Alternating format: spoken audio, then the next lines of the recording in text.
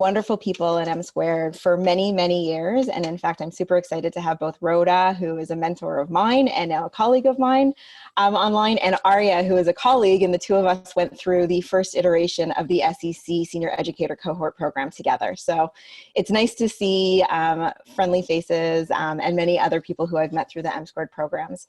Today, we're going to spend some time talking about how do we creatively use what we already know? How do we remember some of the gifts that we've received from M Squared through their theory and methodology, and how can we really apply it? What I'm going to do is I'm going to share my screen, and I'll walk you through the program, because what we're going to do is it's going to be a mixture of theory, methodology, and actually using and practicing using the Zoom platform. So a couple of items that I want to start with is just orienting ourselves with Zoom. Some people are more familiar and more comfortable with Zoom than others. So there are a few items that I want to talk about, especially in terms of etiquette. For presentation purposes, and more so that I can concentrate because I get easily distracted, and for sure not because I want to silence you, I will put everyone on mute just to eliminate background noise. And then there will be times when I'll take everybody off of mute in order to generate conversation. So that's the first thing. The second thing is that everyone is able to control their identity and how they operate and function within Zoom by controlling your little chat box. So you have two ways of doing that. You can either hover your cursor over your own face in the chat box. If you want to see other people while the screen is being presented and shared, all you have to do is go up to the top corner and click on Gallery View. And if that's distracting, then don't do that. On your toolbar, which on some people's computers is at the top and others is at the bottom, if you click on Participants, you can find yourself. There is a little box that says More. You can rename yourself.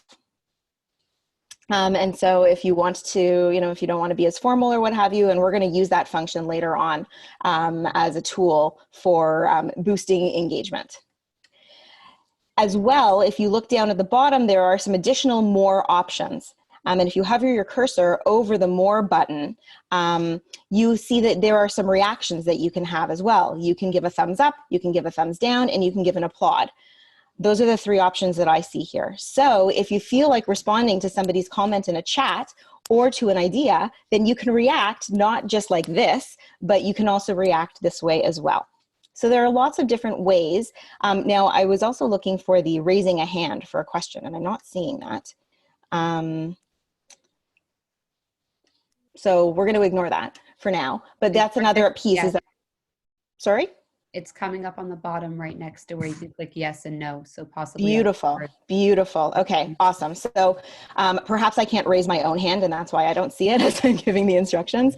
But if you have a question throughout, then you're also welcome to raise your hand. Now, I will also share that in the spirit of multitasking, which is not always my strongest suit, I might not see the hand at the beginning, but I will come back to your questions with pleasure. And we will be pausing throughout in order to make sure that there's a good comprehension. So I'm going to mute everybody. And again, no offense. We'll start, and I want to just give a very quick overview of what we're going to be doing. So we'll be spending the next 45 minutes or so covering 3 M squared theories that you may or may not be particularly familiar with, that are all really helpful in managing to create immersive experiences when your portal is a camera and you're not exactly in any kind of control of your space. Then we're going to take a look at the applied methodology of these theories and how do we actually design immersive experiences? How do we recognize how to create a concrete experience, and why is that advantageous? How do we boost motivation? And there have been some really telling signs about what's going on with motivation right now, and some hidden features about certain in-person opportunities that have now hindered motivation in other ways. And then we'll finish with some information and strategies around how you can use Zoom as your amplifier of really getting through what you want to accomplish. And then there will be time for hands-on experimentation within the group. So to begin with, I want to welcome you, and I want to frame our time together. I'm super happy. If you scroll through, you'll see Stephen Markowitz just joined us, who's our Senior Director of Research. I totally messed up the title for him, but I'm sorry. But Stephen, I just attended a webinar with him the other day with Sebastian all about relational engagement and relationships. And the basis of relationships is really now redefining what is the cause of our coming together and our content. Before the COVID situation, we were getting together for a variety of reasons, and we were going in pursuit of identity formation and knowledge acquisition and skills refinement, and the list goes on and on. And suddenly we are in a situation where gathering online has really reframed the reason. So what I'd like to do is acknowledge the space between us, which is both the fact that we are able to connect in this moment of great disconnect and disruption because we have this platform called Zoom, and also to recognize that we have this platform between us. And so we have this, we have internet connection issues and volume issues and disruptions and other pieces that are going on around us. And the list goes on. So I want to recognize the space between us. And in order for us to actually learn and talk and interact together, and because many and most people on this call have not yet interacted or necessarily worked together, what I'd like to do is I would like to pause for a minute. I'm going to stop sharing, and I would like to send everybody into small breakout rooms of 3 people, just so you can meet at least 2 other people on the call as we continue to build this M² network and community, and that we recognize that we're not in this alone. And while we're very much isolated, we are able to connect verbally and through video, the network and the relationship piece is actually critical to creating any kind of concrete experience. So I will stop share when I see my cursor. And I'm going to send everybody into breakout rooms. The prompt is as follows. Please share your name. Please share where you are. And I mean that in the most literal sense, whether it's the city, the room, the space that you're in, where you're at, okay? And what is the #1 top thing on your mind? And I'll send that into the breakout rooms as well. We'll take about 3 minutes, so please make sure that you're answering very quickly. And we will go from there. Emily, how many people are on the call now? We're good. Never mind. I got it. All right. So you'll get an invitation to join a breakout room, and I will see you in a few minutes.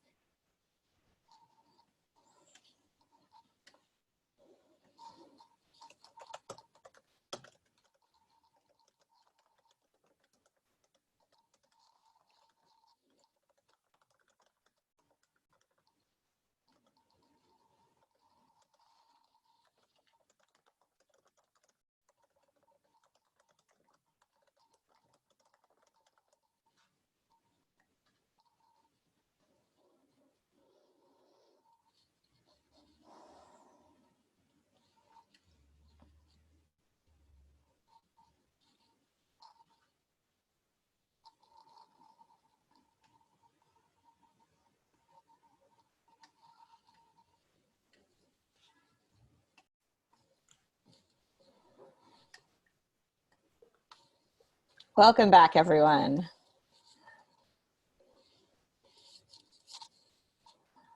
All right, so again, I'm going to mute you, no offense, and continue to share the screen. And I wanted to just say something very briefly about this idea of recognizing the space between. There was an excellent article that was published on Jewish Philanthropy a number of weeks ago. I believe the title was Content Before, let me try that again.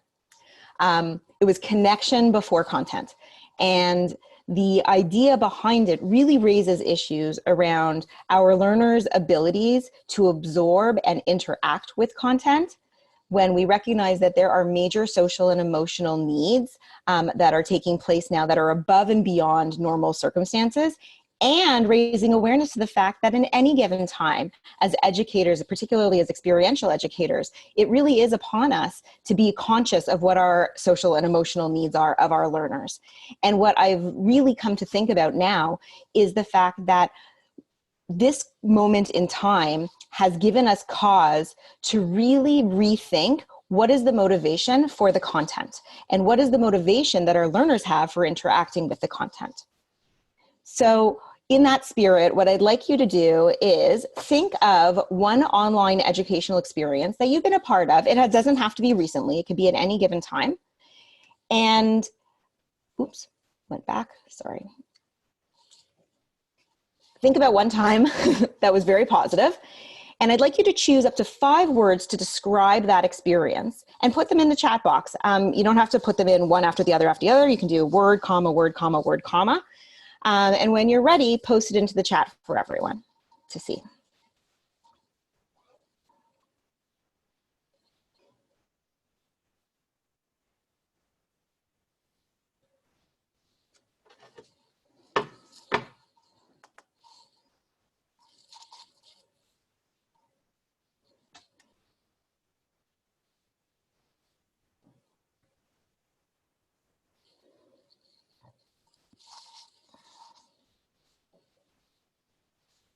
Wonderful.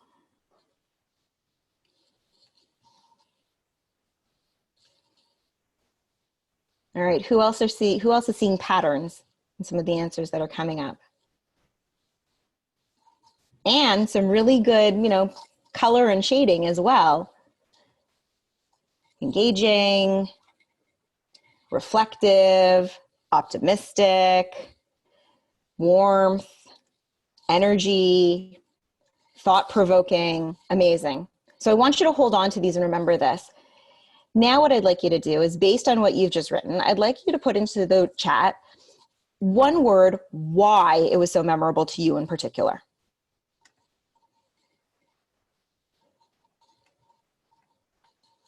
Great, thanks Esty. Yep, yes.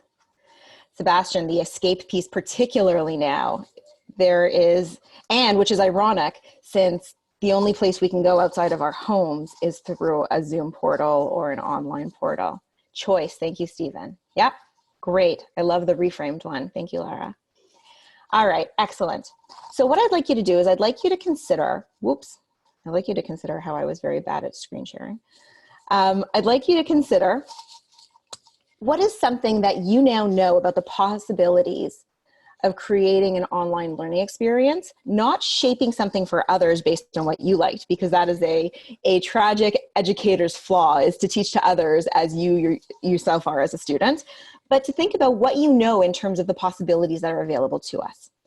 So what I'd like to do is dedicate the next 10 minutes to running through 3 useful M-squared theories.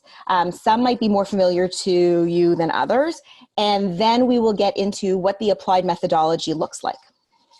So the 3 theories that we're going to talk about are values, understanding how we as educators harness our content through the lens of values, how we take our learners on a journey of exploring these values and understanding that the values themselves are actually significantly complex, which is really what makes things very interesting, and recognizing that we ourselves as educators have a role and a facilitator's choice in determining how either predetermined we want our students to be or how self-exploratory we want to enable our learners to be.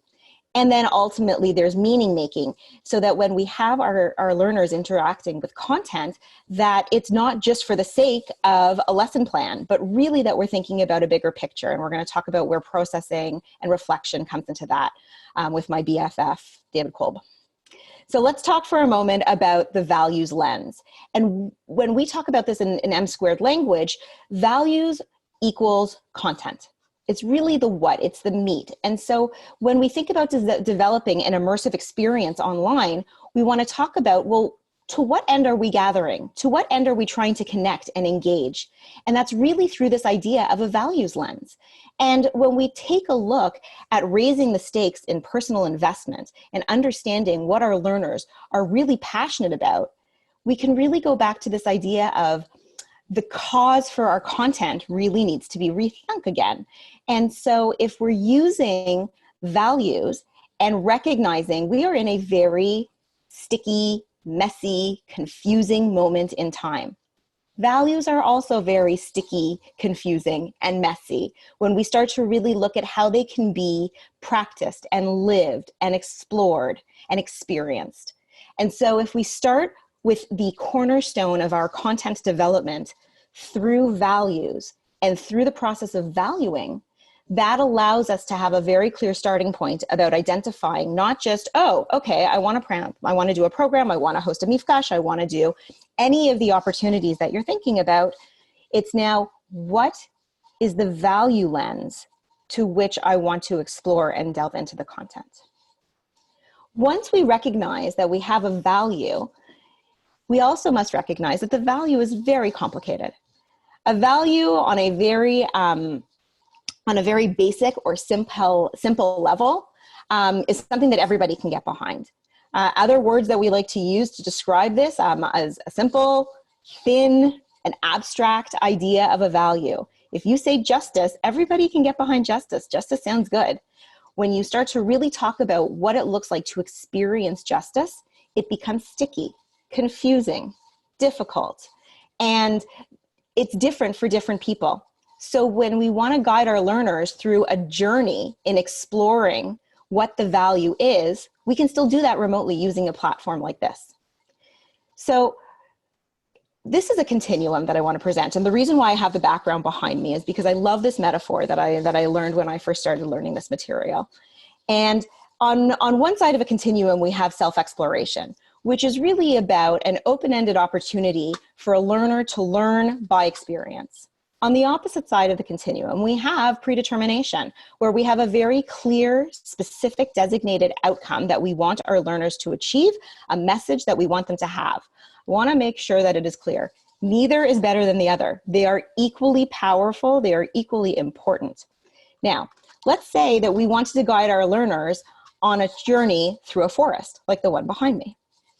Well, if I pulled over behind me and said, hop out and I'll see you on the other side, that would be an example of a truly self-exploratory journey. However, if I gave them, if I happened to move and you see that not only is there a clearing, but there's an actual specific path behind me, and told them you cannot stray from the path, then I know exactly where they're starting, I know what they're going to encounter along the way, and I know what it's going to look like when they come on the other side. That's very predetermined. In between, I could give them a map and a compass and give them the choices. And the journey and what they learn in getting from point A to point B is really the educator's choice. It's really about where we are standing from. So when we develop an online learning encounter, it can be equally immersive and concrete by setting the parameters on how predetermined or how self-exploratory we want the values exploration to be, because again, the content is through a lens of values. Now let's talk briefly about meaning making.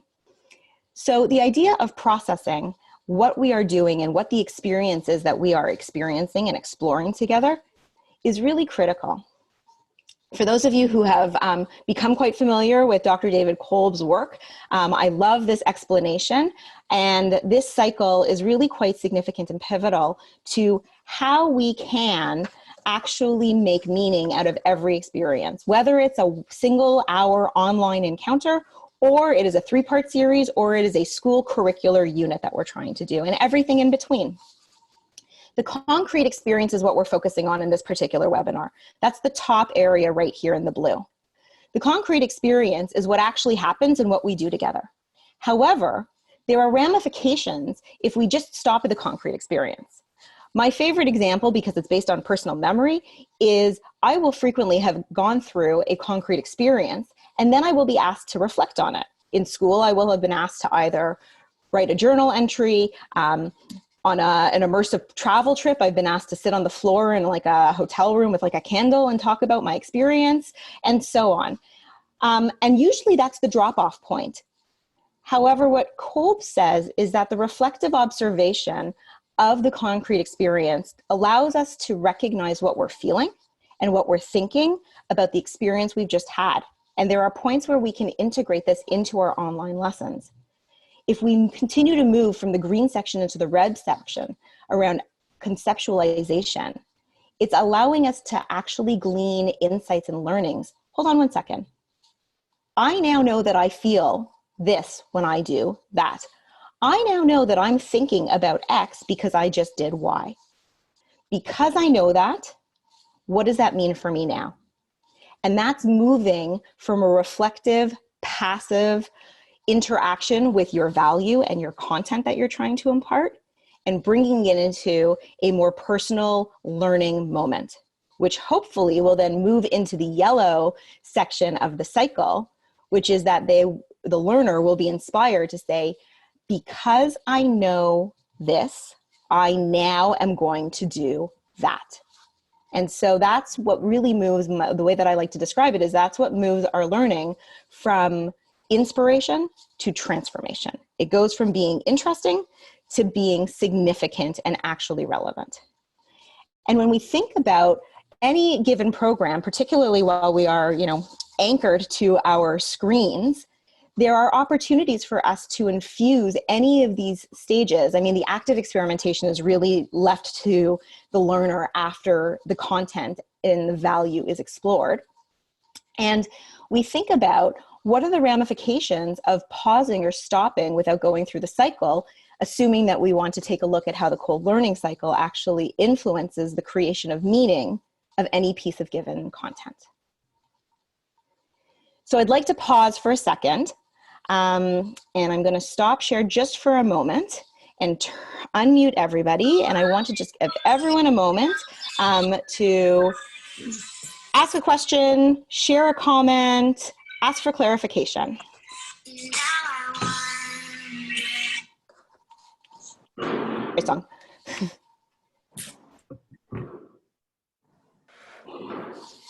Okay. Let us continue. So let's go into, oh, Emily, will you just mute everyone again, please? All right. So now let's talk about how we take the theory around values, exploring the values through a journey, and making meaning out of it through a processing and reflection experience, and also using Zoom. So when we talk about creating immersive, concrete experiences, again, remember, we're talking about the top piece of the KOLB learning cycle. It's the actual encounter with the content. And it's up to us to design how that experience with the content through the values lens actually feels and unfolds for our learners. So if you look at any of these questions here, they actually aren't different, and it applies to an online Zoom model as it would to an in-person place. These are all practical questions that we should be mindful of when we think about planning for our learners in general. The application is really understanding that the camera is just different than whatever the room or the space is that we were originally working with. And frequently, we don't even have the ability to control those spaces either. In M Squared, we spend a number of hours talking about how do we create and design immersive experiences when you're left with a social hall or a room that is, part of any kind of place on a campus or in a building or an office space or what have you.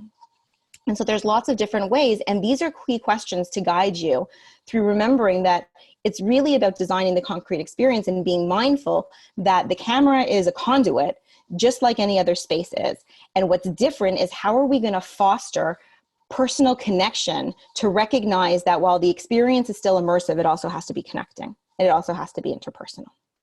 And so one of the things that I want to show you briefly about that is that when I was doing another webinar, and I really wanted my learners to feel seen as well as being seen. So behind me, I have this map. Not only does it serve as an excellent barrier and machitza between me and the rest of my family coworkers right now, but it also demonstrates the different people who I interact with so that they can feel like they're being seen and recognized and that they're an active part and that they're connected to one another. And so there are little pieces that we can use here, and you can see that there are a variety of different tools that are highlighted and variables in particular that can be dialed up and dialed down in order to help strengthen the concrete exploration of the value and the concrete immersive experience. And so what we now know is that we need content, which is the values. We need the intentional creation of the values exploration, and we also need each other. So when you think back to the beginning where we spent a few minutes with the space between and everyone had a chance to interact with and meet somebody else from the network, the group formation component is really critical to helping to strengthen a concrete experience so that we don't necessarily feel alone. I also want to say that variables, and we'll talk about variables in another moment. Actually, well, no, we'll go back to that in a minute. Sorry. Variables are not gimmicks.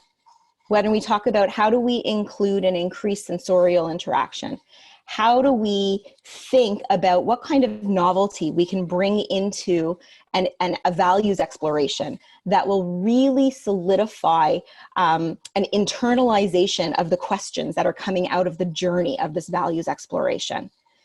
They're not. But if they're not used strategically, they become gimmicky. So while they are not gimmicks, they can be gimmicky.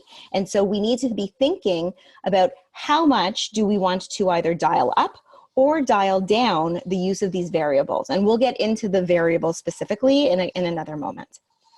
Another aspect of the methodology is this concept of intrinsic motivation.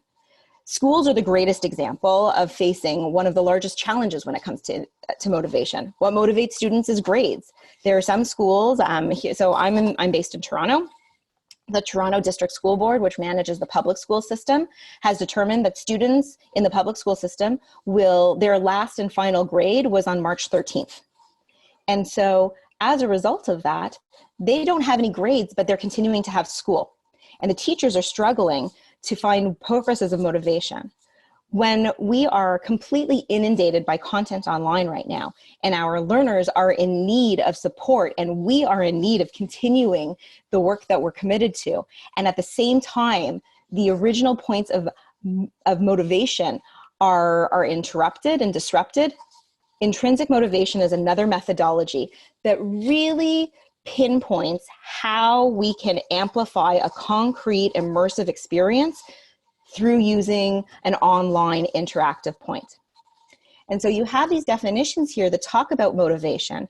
And if you take a look at the intrinsic motivation, the key is where the reward is the activity itself.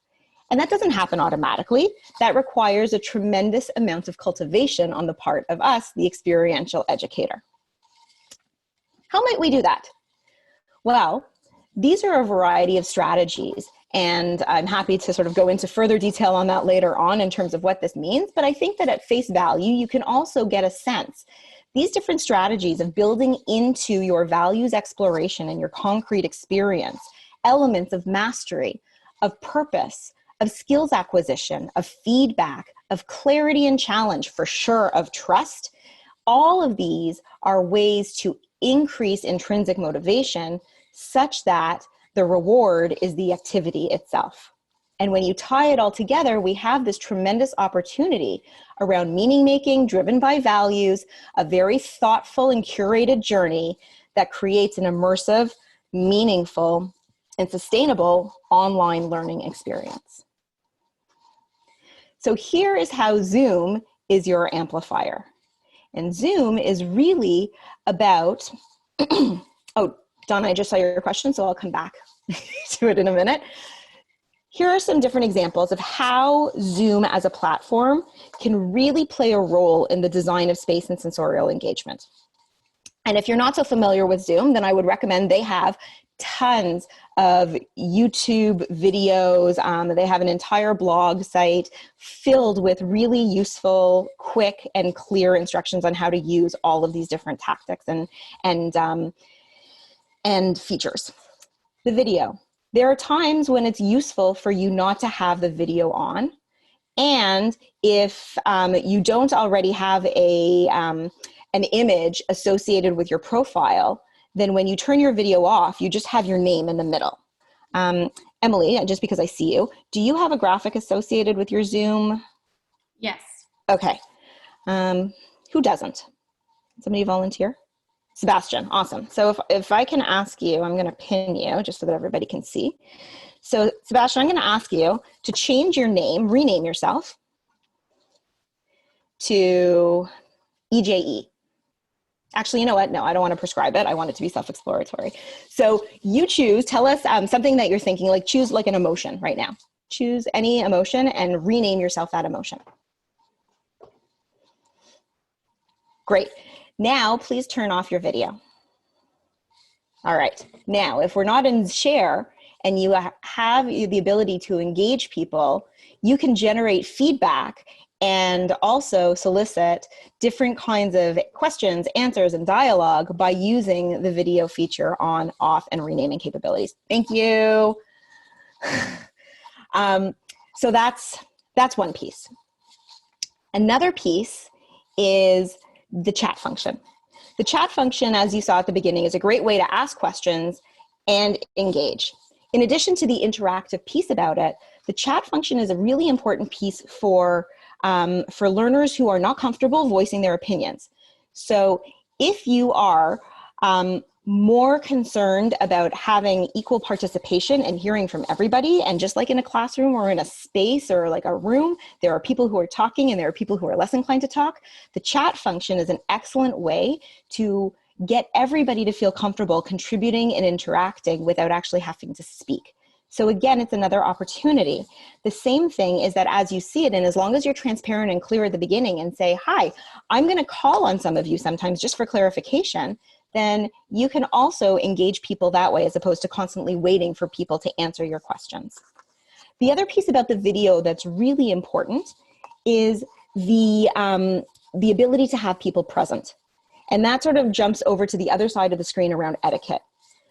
When it comes to video and having presence and decorum, you know, you can set that experience and you can dial up the novelty either through some sort of like dress up costume theme, or even setting the parameters around this call is COVID casual, meaning something nice on top and we don't need to see your pajama bottoms. If you want to add like an element of levity or fun into that piece. Another option is to allow people to choose their backgrounds or to send out and share a background so that it's still thematically associated, but that it is consistent and also in service of your work. The additional reactions is also helpful. The mute and unmute I was modeling before. Zoom offers polls, which is super exciting and fun, relatively speaking, when it comes to being able to engage people both in advance or at the start, for you to assess whether or not what you wanted to accomplish was being accomplished. And the whiteboard allows for online collaboration and a little bit of creativity. The pausing for interactive check-ins, the language around when people are mute, setting an agenda, being able to see and be seen, these are all elements of how you can incorporate Zoom into your design of space and sensorial engagement. And sometimes I will say, just think of you needing to do something and at the same time being stuck with a really crappy space that you would otherwise do. So I see this question in the chat saying, do I mean share our photo for everyone to use as a virtual Yes, that's exactly as in ahead of time. Right. So for instance, let's say I want to do an entire, no, it's all good. If I want to do an entire session talking about, let's go with feelings, or talking about a check-in. I want to do more of a check-in and I'm going to use the value of empathy, and I'm going to build my content and think about my values exploration. Then perhaps I want to send everybody a little photo of Riley's head. For those of you who weren't on at the beginning, we're a bit of a Disney family. So everyone can have that. And at least there is an element of uniformity and people feel like we're part of something. It's like a team. It's like a jersey. It's something in that way. And if you are thematic about it or intentional about it, then it's another aspect of immersive experience. What about, so I want to give you an example of a colleague of mine who runs a math tutoring program. She has created a very, very cool math tutoring place, business. And she is known for tea lattes and incense burning and a completely different vibe. And so each time somebody logs on, they have their candle that she sent them with their, they come with their cup of tea, and that's part of the experience. what are different novelty and sensorial pieces that we can get to?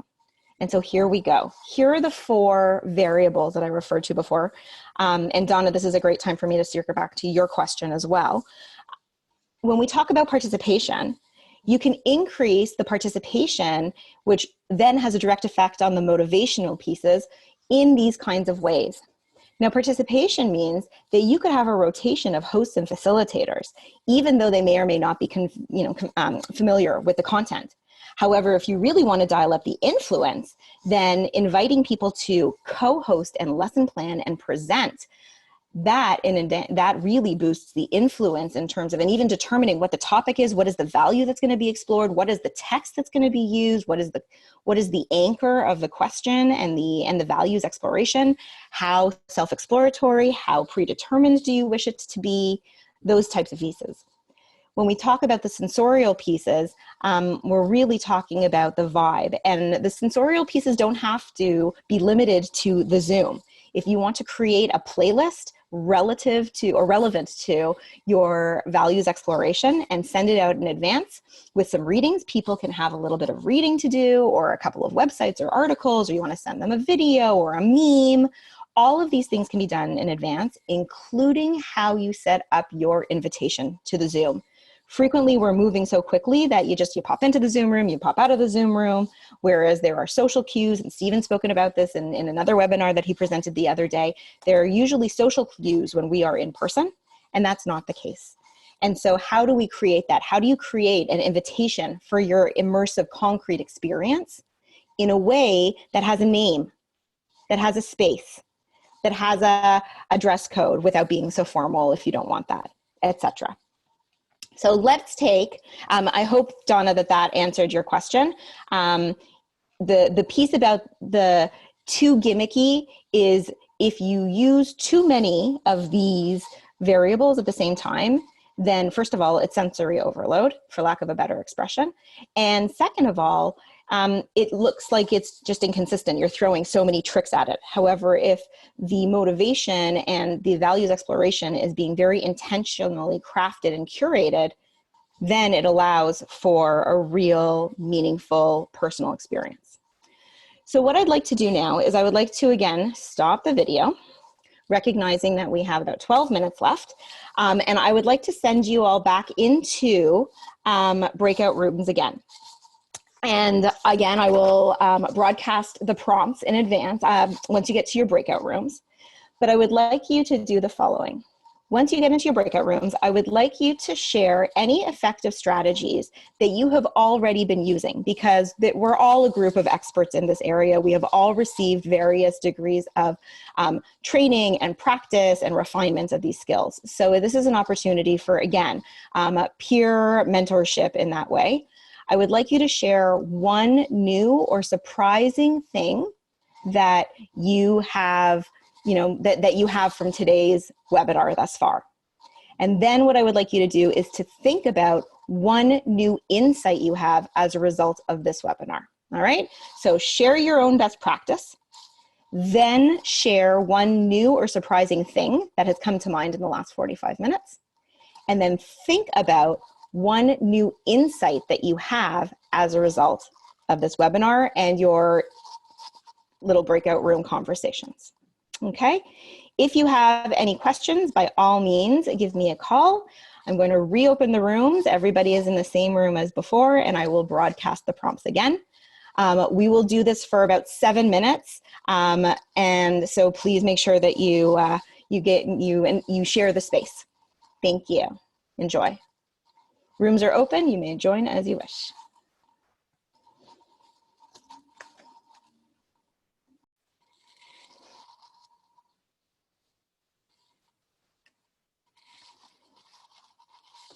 Ooh, you're muted, Rhoda. I can't hear you. Hi. Oh, hi. I was saying that I pressed the wrong thing. I came back too soon. Oh, no. It's okay. Don't worry. This is going great. Oh, thank you. Thank you. You are, yeah, multi-talented, my friend, multi-talented. Thank you. In some areas. In all of these areas. Oh, thank you. You know, you feel like that, like I'm with my people, right? Like that's it. I can geek out and it's actually like appreciated. Yeah. Yeah, but yeah, I see what you're saying, but it's more than that. You know, you can get a lot. Yeah, we'll talk afterwards. A lot of expertise and a lot of areas. A lifetime mentor. I love it. All right. So what I would like to ask you to do is to share your insight in the chat. So I will frame the beginning of the question and all you have to do is finish the sentence. Something that I now know is.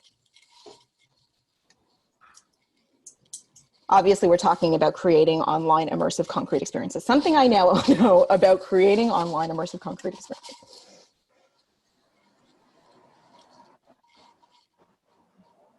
Nice. I like that, Esty. Thank you. How to go in a circle on Zoom. Absolutely.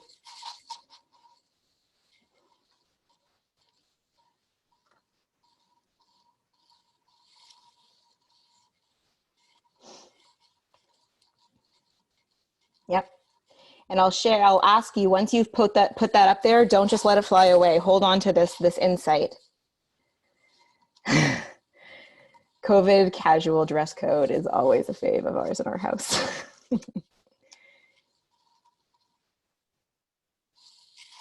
Thank you, Emily. How to create greater anonymity and comfortability in sharing dissenting opinions. Absolutely.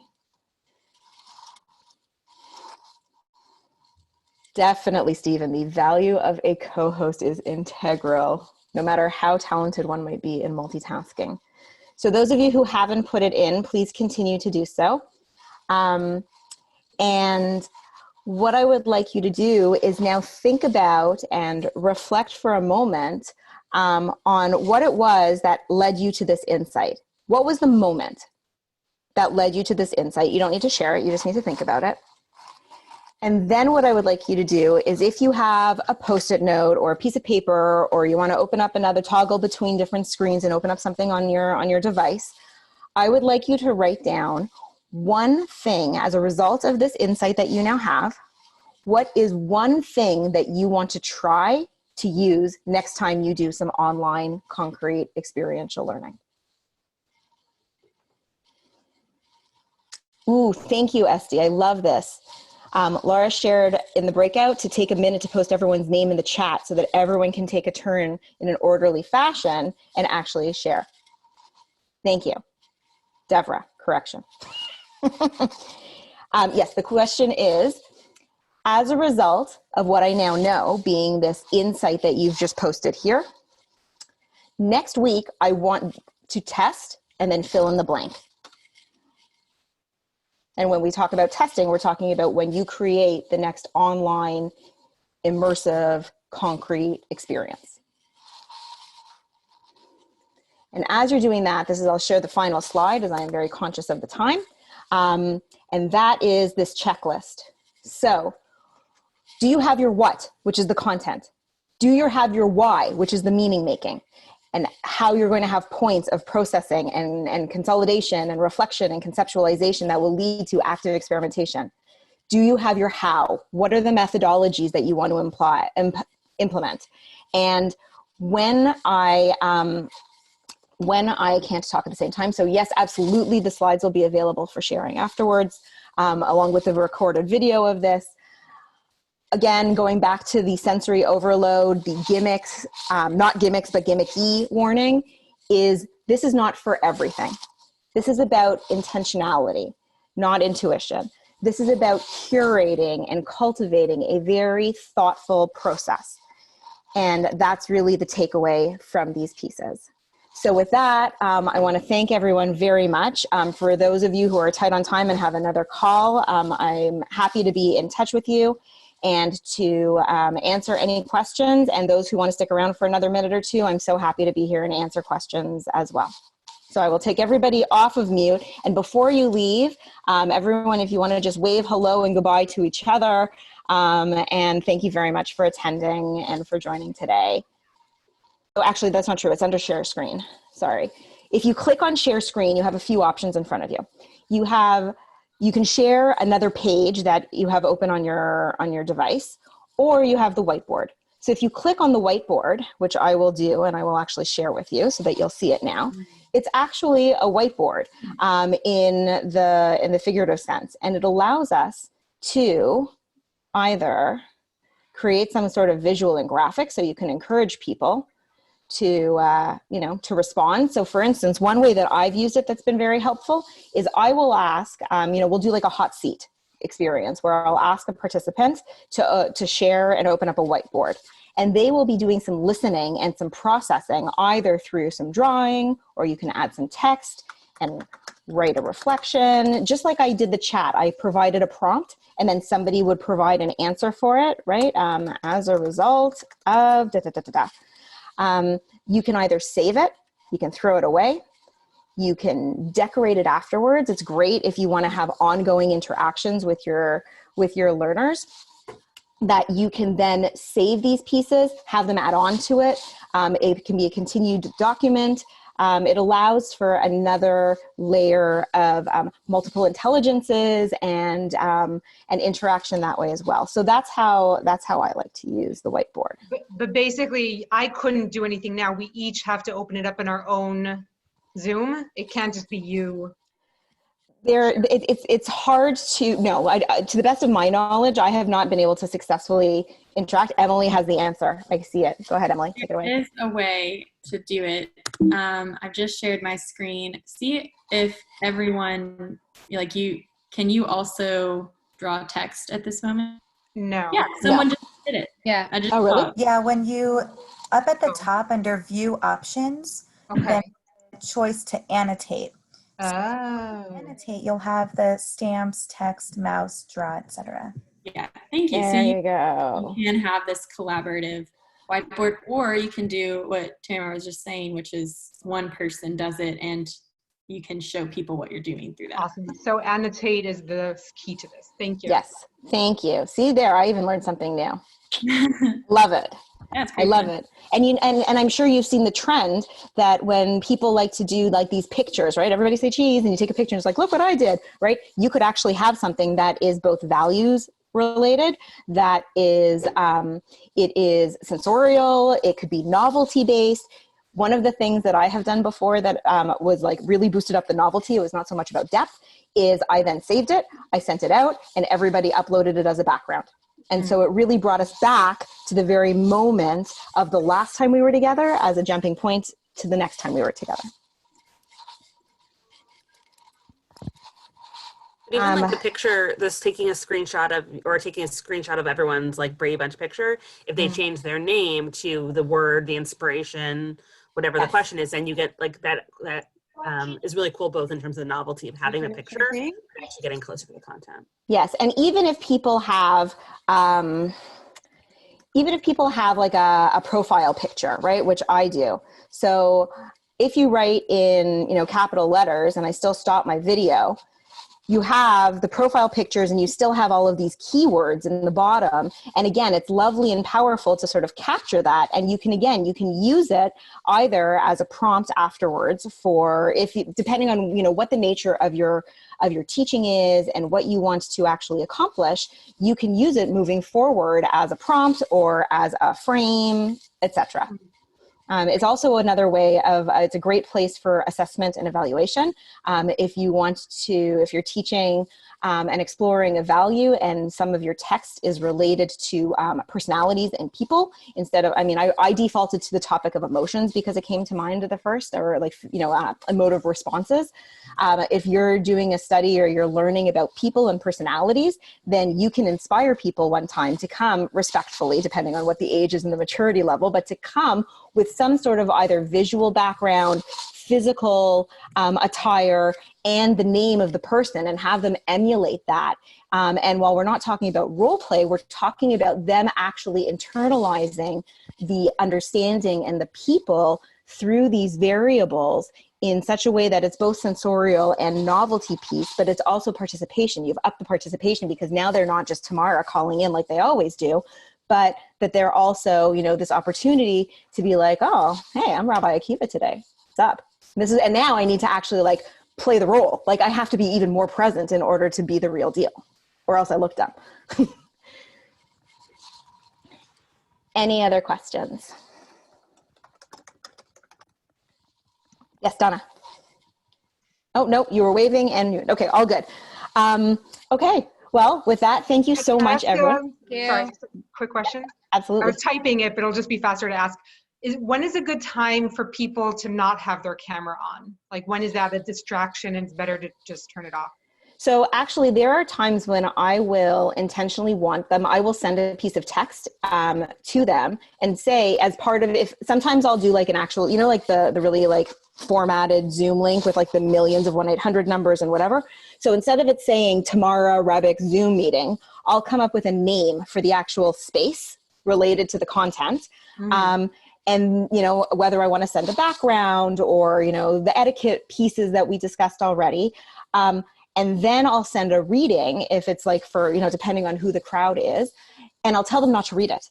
And then at a certain point in time, I'll tell everyone to turn their cameras off and to toggle to a different screen so that we can read it together. And then there's not a feeling of some people being watched and other people not being watched. And again, it's another layer of comfort and ability to build community and to build trust, which is part of the intrinsic motivational pieces that allows that sort of like community to really feel not like, oh, I'm popping into a Zoom call. Okay, I'm popping out of it now. That type of thing.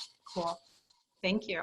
Welcome. I'm meeting you next week, so I'll have more questions then. Excellent. Looking forward to it. Yes. All right. Thank you. Sebastian, so happy you joined us. Yes, thank you for this. This is great. A pleasure. All right. Take care. Be well and healthy. Bye. Bye.